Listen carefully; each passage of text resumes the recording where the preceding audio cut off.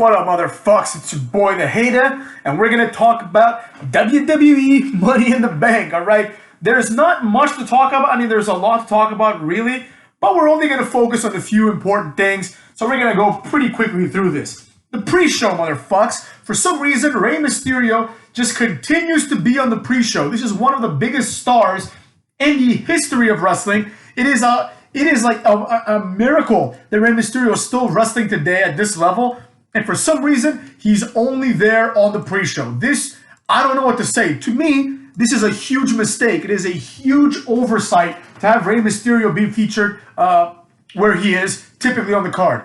Plus, coupled with the fact that Jimmy and Jey Uso as well were on the pre-show, it's very odd because Jimmy and Jey Uso beating Rey and Dominic for the SmackDown Tag Team titles is a big deal for two reasons. Number one, the Usos are champions once again, and two, Roman Reigns is validated and acknowledged by the Usos because now they're also the tag team champions. So Roman and his cousins, who are now in a full-blown stable, control all the titles that they can feasibly control. You know, that's a huge deal. And for some reason, there was no point in the card which this could have been fit according to the people that booked it. Like, I think this is more important than AJ Styles and Omos versus the Viking Raiders. And I like AJ Styles, but he's not fucking Rey Mysterio, you know what I'm saying? He's great, but he ain't Rey. So, the first match on the main card is the Women's Money in the Bank ladder match. This was a complete circle jerk. This was garbage. Everyone here is a complete jobber, right? The only one here that's not a jobber is Asuka. Literally everyone else is either a jobber or has been ruined completely. Like, Alexa Bliss is not a jobber, but she's been ruined completely. Like, you know, she pretty much destroyed The Fiend, right? That's how it was presented. Like, for some reason, The Fiend getting burned alive by Randy Orton does nothing to The Fiend. But an RKO after Alexa Bliss betrays him, now he hasn't been seen for like several months, you know? I don't know what the hell is going on with this. Everybody here knows how I feel about The Fiend and Alexa Bliss. The worst concept in the history of wrestling and one of the worst concepts in the history of entertainment, you know? So, of course, it didn't matter at all who wins this because even if the person that wins gets to become champion, it's not going to mean much, all right? Clearly, the wind is blowing in a different direction right now. Becky Lynch is probably going to come back, you know, sooner rather than later because she has no reason not to because she's, you know, married to Seth Rollins, so I'm sure she wants to be around him. I don't know how it's going to work with her kid, but we'll see. But as a result, Nikki Ass, right? Nikki, what the hell was her name before? Nikki Storm? Nikki Cross. Nikki Cross is now called Nikki ASH, or as I like to call her, Nikki Ass. Almost a superhero, I guess, right? This is really dumb, okay? It's just Nikki dressed as a superhero. This gimmick is dumb. Like if you had Mighty Molly back in the day, but Mighty Molly was like tongue-in-cheek and like it was more like thought out. It was well presented. Like she would actually, you know, had like a costume that wasn't just thrown together.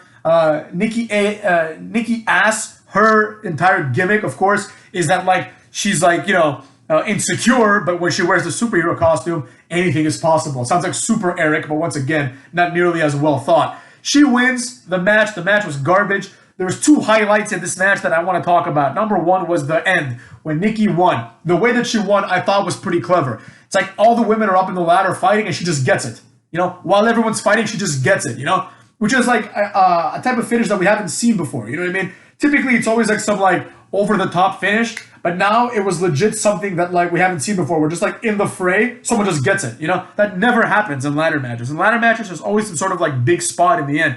But the fact that there was no big spot in the end here, I thought was interesting. Now, the worst part of this match and the worst part of this pay-per-view, and possibly the worst thing I've ever seen within a match in WWE, is there was a point where Zelina Vega and Alexa Bliss were climbing the ladder, and they're both on top. And Alexa Bliss hypnotizes Zelina Vega. Pat McAfee on commentary has nothing to say about this. He doesn't know what to say because this is retarded, right? She hypnotizes Zelina, and they both start climbing down. At one point, what's her face? Alexa Bliss starts climbing back up. Why did she do this? If she could hypnotize her, why didn't she just hypnotize her to just jump off the ladder head first? You know what I mean? And then she was right there. Alexa Bliss could have just gotten it.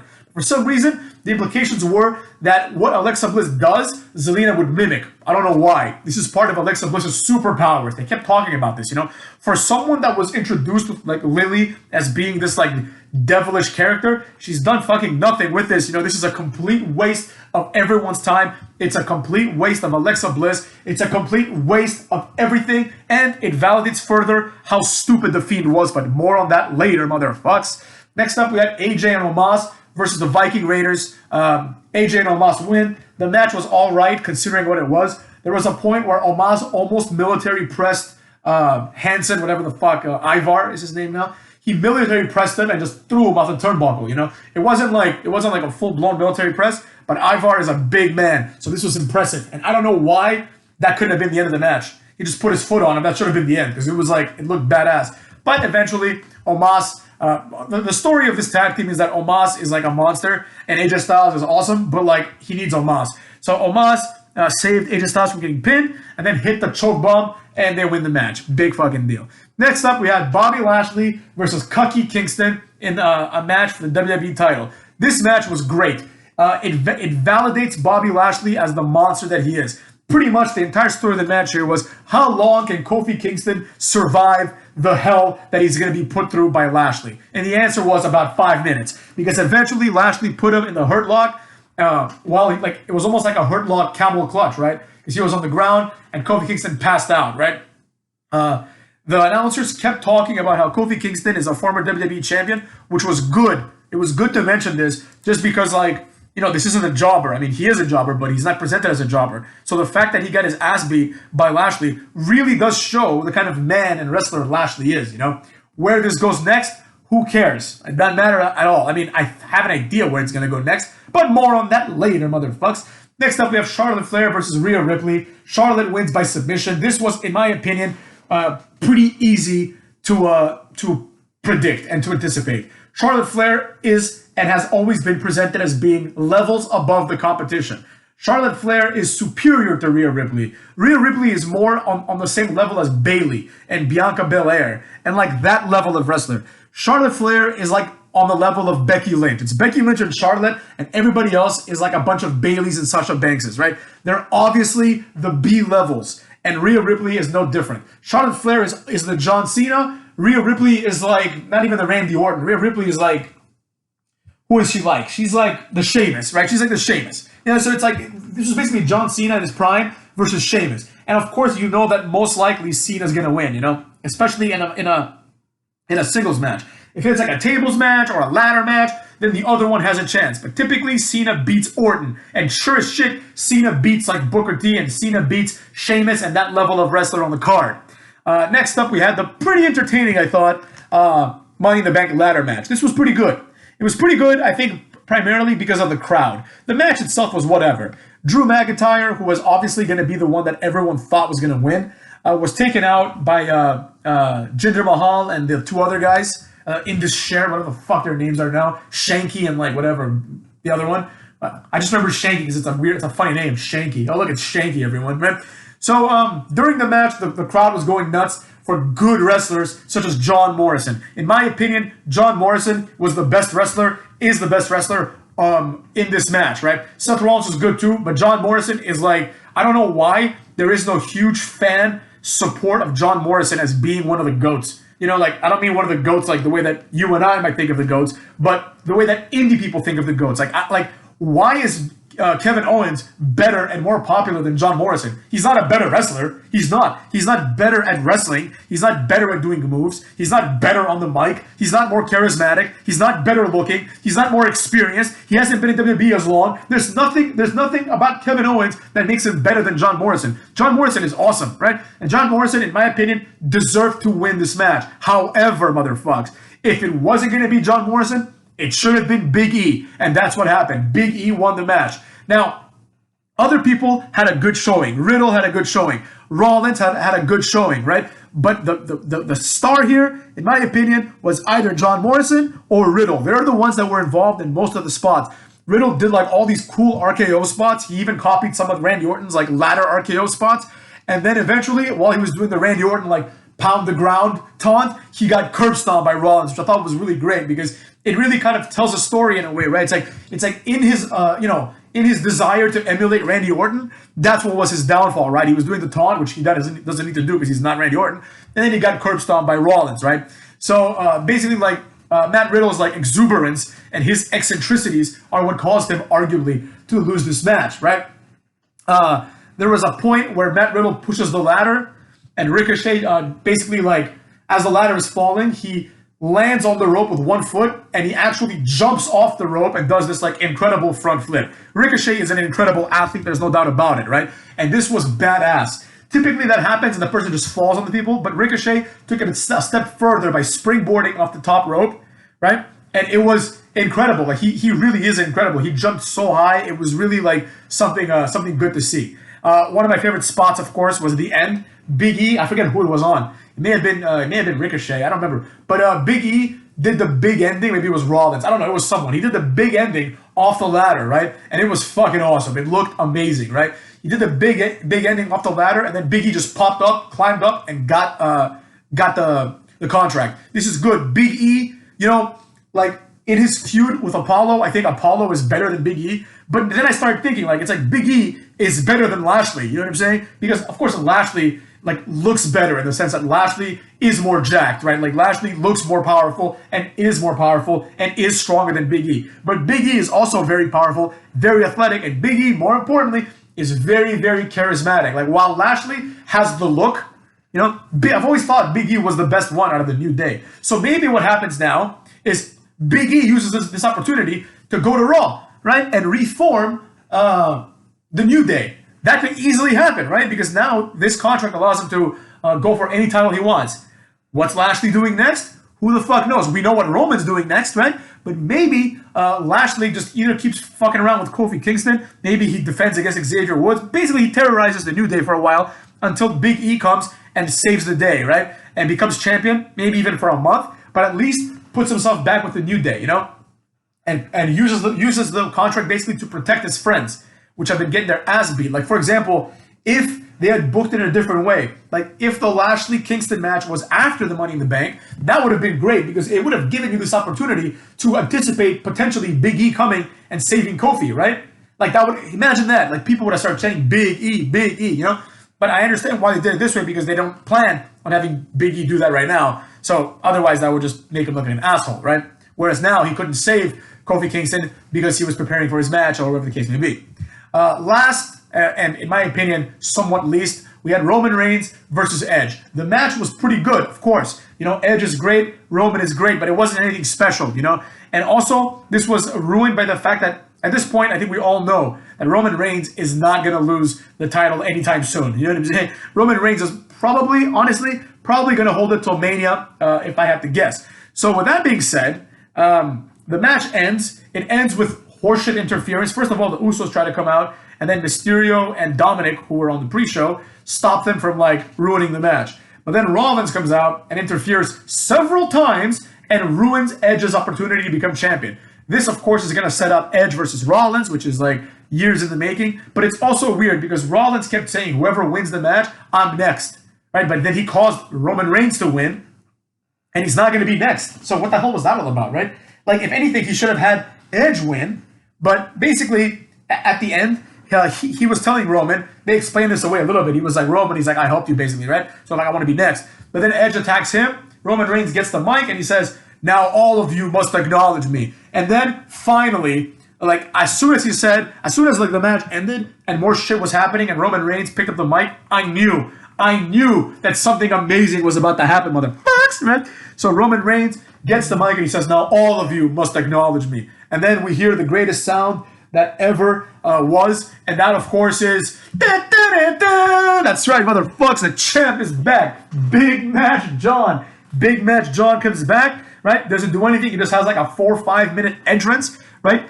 Gets the mic, doesn't say shit, just looks at Roman Reigns and says, you can't see me. He does the hand sign, right? And now this sets up one of the greatest matches, I'm going to say, motherfuckers, in WWE history. Because, for example, you had Edge versus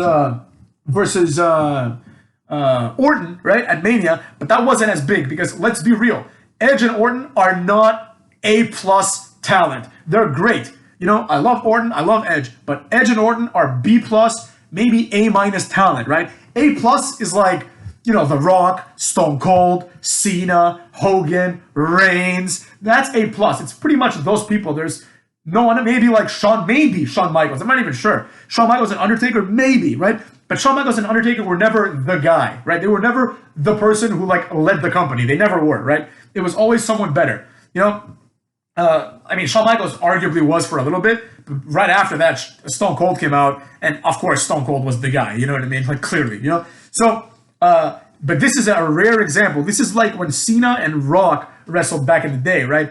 It was a big deal because it was two people that were legit like the man, right? The number one person on the show. So this is huge, motherfucks. And this moment, even though it was very stereotypical and very cliche, with Roman Reigns picking up the mic and saying some generic shit like, you know, like basically now I must be acknowledged, right? Like you knew that a hero would emerge, motherfucks, and a hero did. John Cena came out. And it felt big time. Finally, wrestling felt big again. That's what it takes. I don't give a fuck what anyone says. The truth is the truth, like Matt Hardy would say.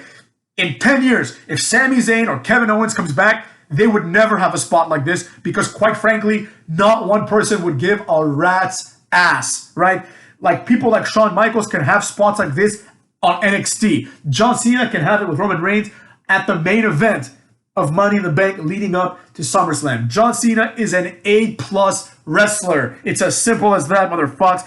Anyone that denies it is a nerd. It's the truth. Cena rules. He always has ruled, all right? And anybody, oh, we've seen enough. Shut up. You've seen enough back then because back then you thought that like, oh, it'd be better if CM Punk was champion. Then you learned, no, it wouldn't be better if CM Punk was champion because you don't want to see the championship being defended like on the third match of the card. You want a real champion. You want someone that feels big time. Cena feels big time. And the fans, no matter how much they pretend they hate Cena, the fans lost their fucking mind, right? He got a huge pop. I understand it's also because fans hadn't been around for a while, but he got a pop that rivaled Mr. McMahon's pop, right? A lot of people got huge pops, but Cena is Cena, and Cena is a different level of animal. It's as simple as that, motherfucks. The truth is what it is, and John Cena versus Roman Reigns is big money, all right? That actually is a match people want to see. I might actually watch SmackDown for the first time in a long time, motherfuckers, but I know that there may be absolutely no development with that. Like, I think the first week is just going to be Roman Reigns coming out, being like, Cena, you dare interrupt me? Like, I don't want to see you ever again. And then eventually Cena's going to come and say some shit. So I wouldn't be surprised if there's like no Cena on Raw or SmackDown this week. But the point is, it's happening. In my opinion, the right move here. I mean, there's two right moves, right? There's two right moves. Either Cena wins and gets a 17th title, but I don't foresee that happening, obviously. I think what's going to happen is Reigns is going to beat Cena clean. I hope he beats him clean, like straight up, clean. Like no cheating, no Usos, none of that bullshit.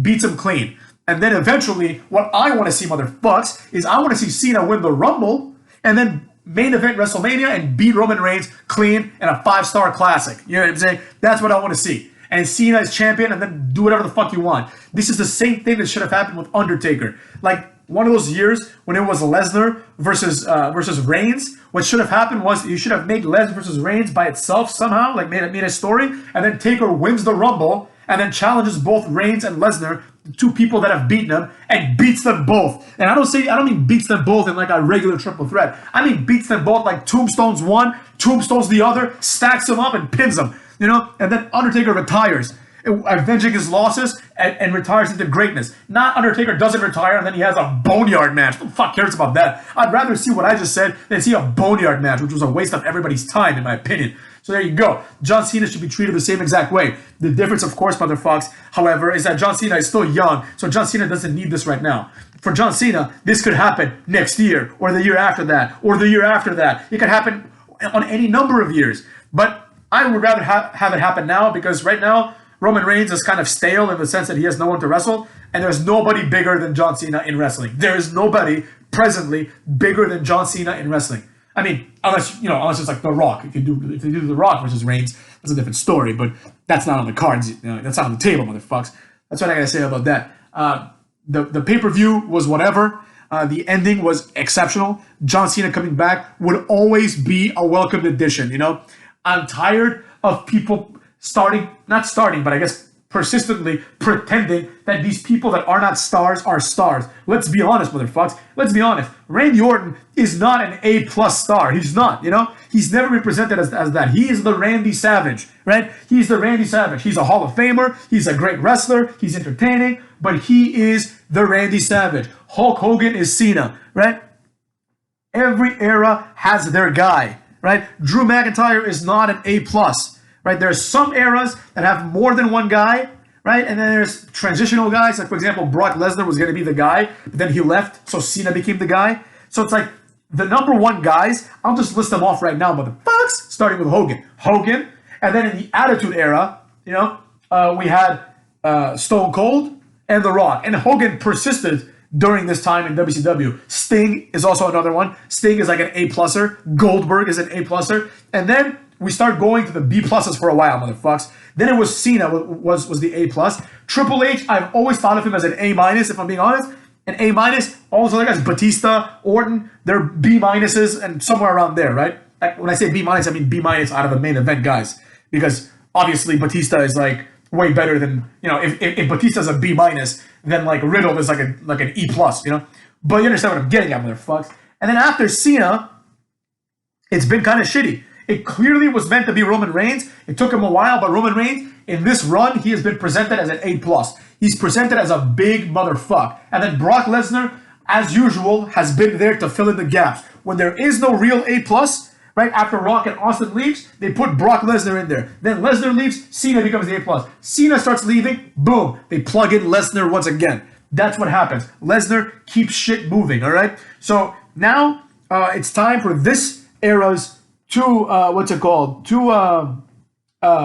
finishers, A+ talents to have it out, right? And then eventually, hopefully, they make a new A+ talent, and that A+ talent can then wrestle Cena if it's not too late, and then can wrestle Roman Reigns if it's not too late. Because Cena and Reigns are not that far apart in age, I don't think. Like, how old is John Cena? John Cena's in his 40s for sure, but what is he, like 42? 43 maybe? 44 apparently. Shit, man. He's a little older than I thought. 44. Let's see how old Roman Reigns is. He's got to be like in his late 30s, right? 36. Okay, never mind. So there is quite a gap, an 8-year gap. So someone that's now 28 could one day be the big star, but I don't see anybody in that role right now. So we'll see what happens, motherfuckers. We'll see what happens. Maybe it's Tyler Rust. maybe it's Brendan Vink. Who the fuck knows? Point is, motherfuckers, the event was whatever. Nobody cared about any part of that except for Big E winning. And of course, nobody even cared about Edge. Like, Edge was a complete afterthought now that Cena's back. Let's be honest, motherfucks. Let's be honest. Edge was never at the level of Cena. He never was. He was always like Cena's foil. He was like Cena's bad guy. Like, Cena was Stone Cold and The Rock, and Edge was like Triple H, basically, you know? Obviously a high-level talent. Obviously a Hall of Fame level motherfucker, but never the A+. Never the A+. And what matters is who is the A+. Cena and Reigns should not even happen at SummerSlam if it were up to me. I would just slow book this and slow burn this all the way to Mania and have them have one match. You know, but I understand WWE wants this SummerSlam to be like a big deal because it's like the closest thing they'll have to like a real WrestleMania this year, and they don't want to have like a year of like nothing. So there you have it. Do what you got to do. Hopefully SummerSlam is badass. Lashley can wrestle. Who gives a fuck? You know, Lashley's done. It's stale. Raw is obviously the B show now. Cena's going to SmackDown. He's going to be on the A show. Lashley feels like a mid-carder, so who gives a fuck? With that being said, motherfuckers, I'll talk to you later up in this bitch.